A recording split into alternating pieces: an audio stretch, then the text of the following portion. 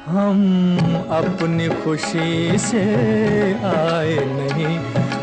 बॉलीवुड में ऐसे बहुत से स्टार्स हैं जिनके किरदार इतने फेमस हो गए कि लोग आज भी उन्हें उन्हीं किरदारों की वजह से याद करते हैं। बॉलीवुड में आपके एक ऐसी माँ देखी होगी जो हमेशा अपने बिछड़े बच्चों को याद करती, रोती और दुखी दिखाई देती है। ये वो माँ थी जिन्होंने लगभग हर फिल्म में दुख देखा है।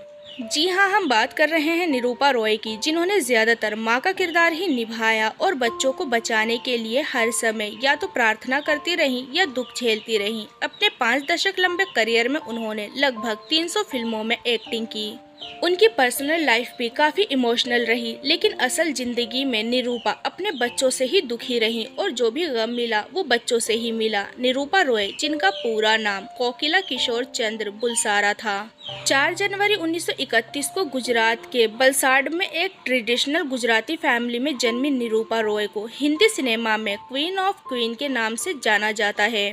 एक ऐसी माँ जिसे देखने के बाद हर किसी के मन में उनके लिए प्यार उमड़ आता था, लेकिन ये प्यार उनके बच्चों को उन पर नहीं आया। बता दें कि उनके पिता किशोर चंद्र बुलसारा रेलवे में कर्मचारी थे। पहले निरूपा का नाम कांता चौहान था। उनके मम्मी पापा उन्हें प्यार से छिबी कहकर बुलाते थे। कांता और निरूपा अभी स्कूल में थी जब उनके पिता ने उनकी शादी 14 साल की उम्र में कमल रॉय से कर दी और शादी के बाद कांता का नाम बदलकर कोकिला रख दिया गया। इस तरह वो अभी फिल्मों में नहीं आई थी और करियर शुरू करने से पहले ही उनकी शादी हो चुकी थी। साल 1945 में वो अपने पति के साथ मुंबई आ गईं। इसके बाद अपना करियर बनाने के लिए निरूपा मुंबई पहुंची थी। दरअसल उन्होंने एक अखबार में एक कहानी देखी, जिसके बाद वो इंटरव्यू देने के लिए प्रोडक्शन हाउस पहुंची थी। यहीं से निरूपा ने अपना असली नाम बदला और बन गई निरूपा रॉय। जब उन्होंने अपनी पहली फिल्म साइन की तब उनकी उम्र महज 15 साल थी।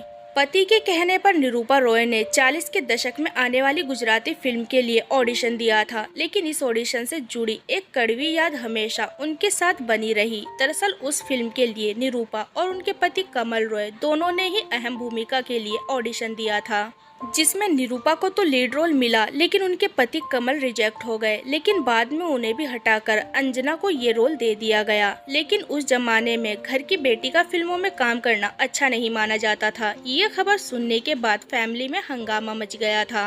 खासकर पिता इस बात से काफी नाराज थे। निरूपा रॉय ने एक इंटरव्यू में कहा था, मेरे फिल्म साइन करने के बाद पापा ने कहा था कि वो मुझसे रिश्ता खत्म कर लेंगे। वक्त के साथ सभी ने मेरे फिल्मी करियर को अपना लिया था, लेकिन पापा अंतिम सांस तक अपनी कही बात पर अड़े रहे। मेरी माँ मुझसे छुपकर मिलती थी। निरूपा ने अभिनय की शुरुआत अमर राज फिल्म से की थी। उन्होंने कई फिल्में तो अभिनेता अमिताभ बच्चन की माँ का किरदार निभाया था। जितनी भी फिल्में उन्हें अमिताभ बच्चन की माँ की भूमिका निभाई, सभी फिल्में सुपरहिट साबित हुई। माँ के हर रोल में उन्होंने फैंस का प्यार बटोर लिया, लेकिन असल जिंदगी में उन्हें ऐसा कुछ नहीं मिल पाया। पर्सनल लाइफ की बात करें तो घर परिवार और बच्चों से उन्हें कभी प्यार नहीं मिल पाया। निरूपा रॉय के 2 बच्चे थे, योगेश और किरण रॉय।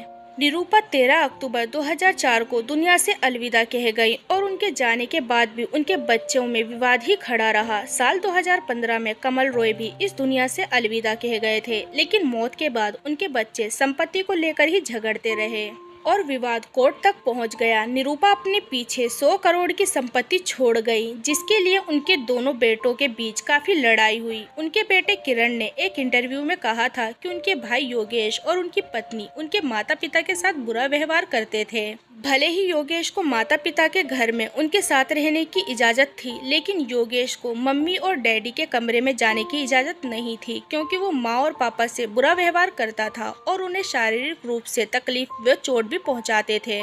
वहीं माता पिता के आखिरी समय में भी वो उनके साथ ही थे। वहीं माँ और पिता अपनी वसीयत में जायदाद उनके नाम कर गए थे, लेकिन योगेश भी इस मामले में कोर्ट तक पहुँचा था। तो देखा आपने निरूपा रॉय, जिन्होंने सब कुछ अपने बच्चों के लिए किया और मरने के बाद भी उनके लिए एक अच्छी खासी प्रॉपर्टी छोड़ गई थी। तो दोस्तों, अभी के लिए बस इतना ही। मिलते हैं अगली वीडियो में, तब तक अपना ध्यान रखिए। Bye bye.